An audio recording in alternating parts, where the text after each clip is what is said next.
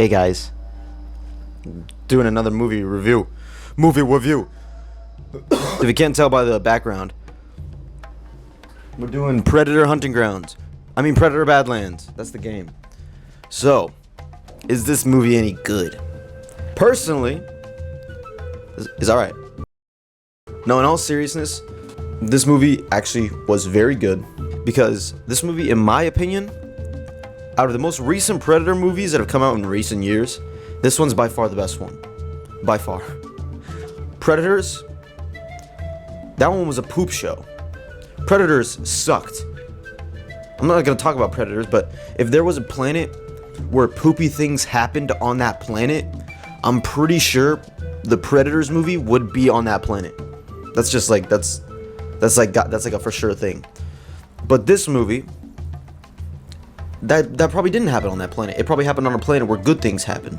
Now, in this movie, we understand that we follow a character named Deck. Now, I'm going to be talking about spoilers pretty early on, but because there's not really much to talk about when it comes to this movie, because it's just what's new. It's not about the characters or anything like that. It's just what's new in an already existing universe. And that thing that is new is we're understanding that there's more tribes now. In this movie, we're understanding that the Predators are a culture and a genuine, like, personified and humanized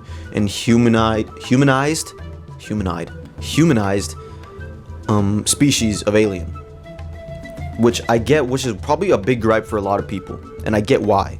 It's because you take a character like the Yautja, the Predator, the top hunting species in the entire galaxy and probably throughout universes, and you make it human. You make it a little bit more sweeter. You make him a little bit more kinder. You make him a little bit more thinky-er. He's not just this killing machine that is just purely based on, let's just go out and find the biggest things that we can kill because we want to kill. That movie kind of changes that, or takes that idea and kind of spins it on its head in a way. Where I'm going to try and not say spoilers, but I might say a few spoilers here and there. So, we're in a culture of this Yautja who is trying to prove to his father. Now, Deck, which is the main character that we follow in the movie, the character wants to prove to his father that he's not a runt and he's supposed to be cold, basically killed off, because he is a runt of his litter, of his family, of his tribe. He's the runt. He's really small, and actually, when you actually look in the movie, that character seems like he's like 5'10" at max.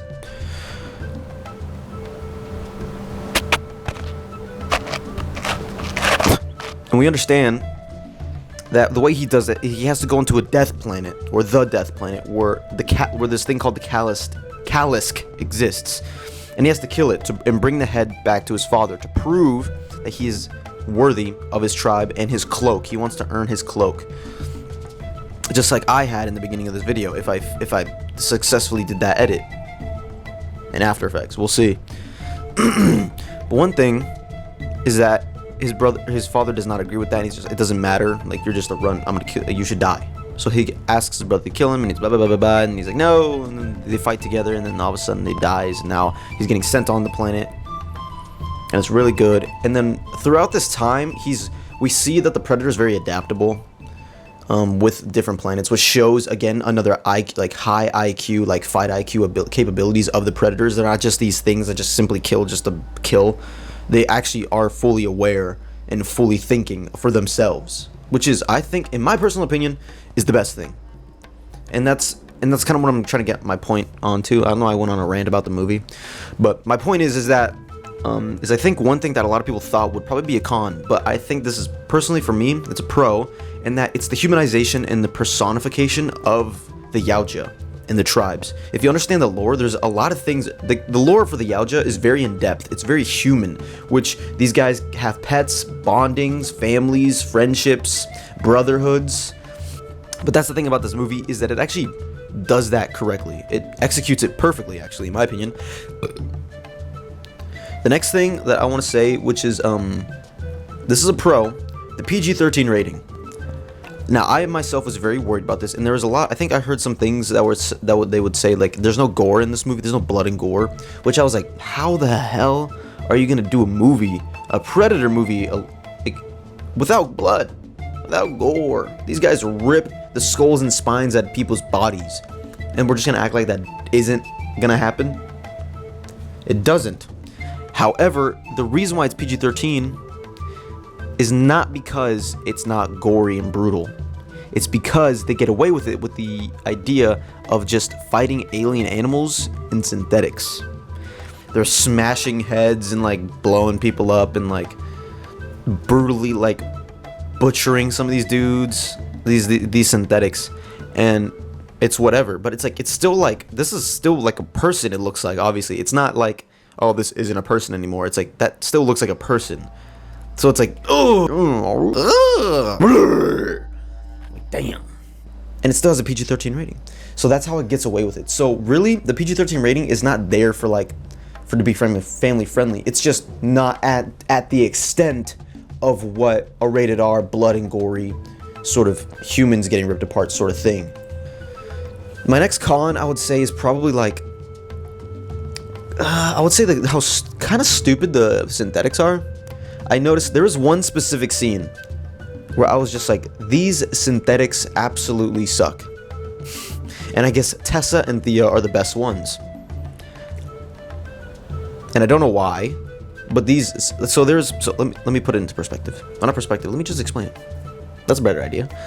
There's a scene where Thea is trying to release one of the big monsters named the Callisk, and Thea and Bub go into the ship to release the Callisk, and obviously a synthetic comes up and he's like, what are you doing? And Thea disguises herself as Tessa, her sister's synthetic with a missing eye, and she's like, oh, blah blah blah blah, like, and they have a little banter back and forth, like questioning, like sort of like quick skill checks and stuff that she continues to fail, like over and over again. And then like she couldn't think of anything better to say. Like, why is she just failing every skill check possible? Like what? So then Bub comes out of the corner with a raincoat because Thea wanted to wear a raincoat to cover her body because she wanted to look like Tessa, she was wearing a raincoat. And Bub comes out the corner of the darkness with a raincoat and he's like, oh, I'm like one of you guys. I'm trying to also be in disguise. So the synthetic next that she's talking to is now like, what about that guy? Do I listen to him? What about this thing? It's like, do you not see that this is clearly not, like, what is like, I didn't know what that scene was. I was like, why is this guy actually stupid? Like, why is this synthetic stupid? Why is this synthetic from Stupid Town? Like, actually, like, I swear this fool's from Stupid Town. So obviously Thea takes advantage of that and just bashes his head in, frees the Callisk, and they all win and go home. And I'm fully aware that we're posting this this review like a week or two later after the movie's release, theatrical release. I completely forgot. It's pretty much a pro. I'm still going back to pros. That this movie is pretty much like when watching it, there's not a lot of breathing room for almost world. Like, there's nothing outside of what is happening in this movie is important. Like, the B plot is not actually like in your face, and it takes away from like, oh, I want to see Deck. I don't care about this B plot, because you know there's a lot of, even though there's good movies, sometimes the B plot is like, all right, let's get a move on. This one, it knows that. It's moving the B plot along, and it's very quick and very fast. Like, I honestly forgot most of the B plot scenes, like with Tessa. I mostly forgot them.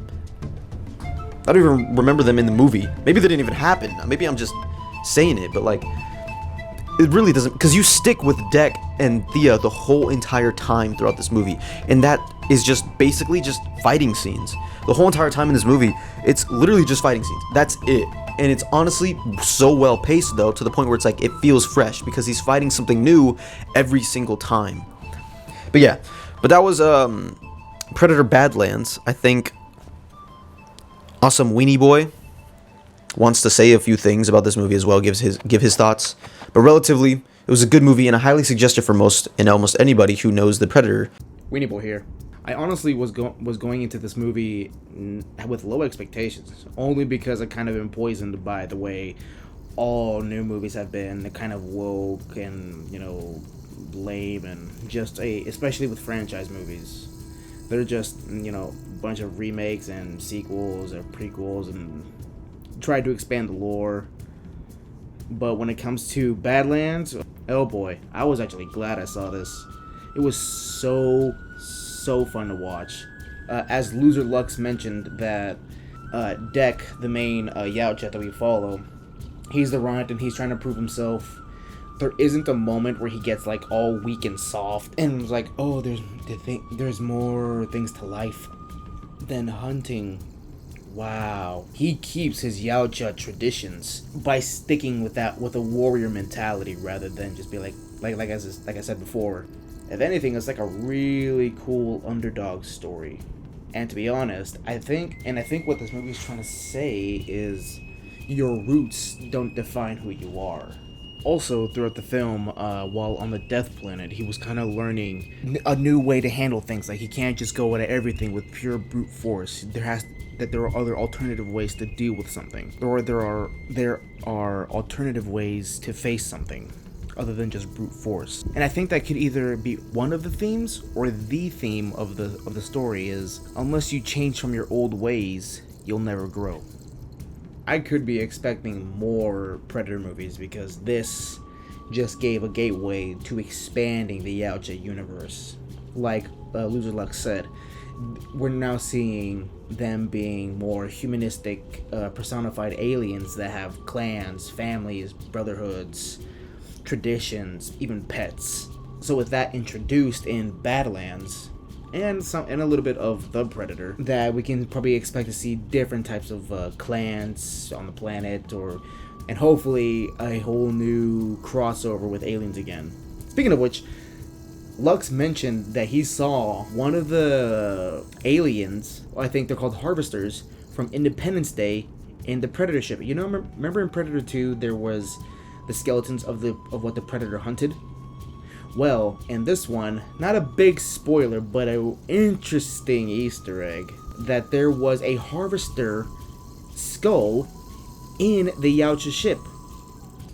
So, are we to expect a crossover between harvesters, like Independence Day harvesters, and Yaochas? Just like we got Xenomorphs and Yaochas? Alien versus Predator? What would you call that crossover? My only gripe with this is that they kind of gave the Predators a language. Even though it's not canon, the game Alien vs. Predator already gave them their speaking sound, or their language, so to speak.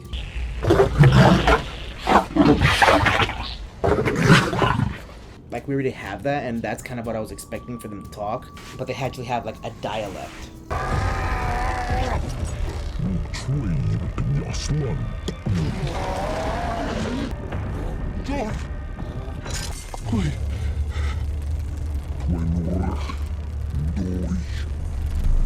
And that's my only gripe. And it's a really good story of, like, by tradition, he is the weakest, but as it shows throughout the film that he's really not. That's why I'm saying sometimes your roots don't exactly define who you are, which is what I think the theme of the film was trying to say. Anywho, that is review opinion of Predator Badlands. Go check it out, or get ready to watch it when this comes to streaming, or buy it on DVD. Because this is one we definitely would recommend as a good Predator movie. After Predator 2, Predator Badlands. Definitely. Before I end this, I want to give a little shout out to the most cutest, most adorable, most funniest little alien sidekick that we ever got in sci-fi. Bud! Did we need her? No. Did she help progress the story further? Kinda. But am I glad that she was in it? You bet your ass. Yoo-hoo. Thank you for watching, and keep watching movies, because Feature Freaks is everything about movies. And word to the wise. Get to the chopper! Russo yangak, aileko yangak, yautok o yaului hurry yauchangin. Hey, stop! Okay, fine. Oh my You get that? God.